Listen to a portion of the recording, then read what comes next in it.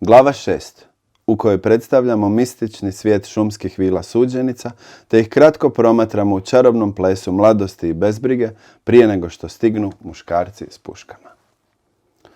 Usred šume gol je proplanak, na sredini proplanka plamen oko kojeg plešu gorske vile. To je livada u šumi iznad Atlagića kule. Mjesečina jasno osvjetljava ples 5 djevojaka. One skaču i glasno pjevaju, vrte se u krug i vijore u jednostavnim haljinama. Drže se za ruke i vrte oko vatre, toliko zaigrane u svome hipnotičnom ritmu da ne primjećuju ženu u sivom koja se odvojila od sjene stabla i hoda prema njima. Gila im priđe i stane pred njih.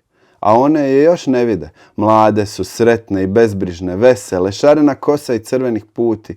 Siva žena nije dio njihovog svijeta i oko bi radije ne vidjelo takvo sivilo. Djevojke, zazove ih Gila. Djevojke vrisnu i prekinu ples. Kad ugledaju ženu u sivom, neke zinu, neke dlanovima pokriju usta, neke se uhvate za srce. 5 vila ukipi se pred vješticom. Što radite tu, pita vještica. Plešemo, odgovore vile. Zašto plešete noću u šumi? Da nas ne vide. A od čega se skrivate? Ha, od muških, od momaka i od naših ćaća.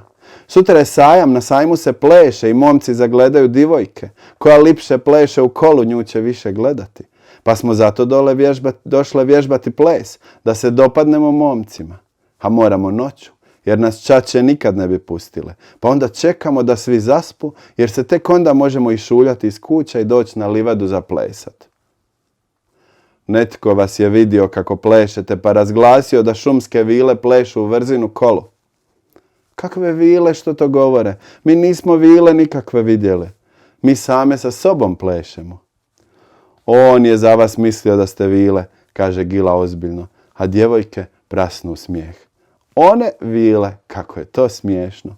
U smijehu se jedna drugoj okrenu i od radosti uhvate za ruke i umalo ponovo zaplešu da ih Gilin ozbiljni ton nije prekinuo.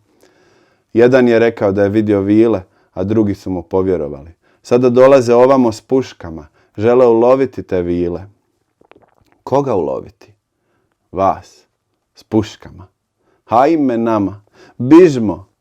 Ako pobjegnete u šumu, krenut će za vama. Žele uloviti vile jer vjeruju, tko iščupa vlas iz viline kose, vila će mu ispuniti sve želje.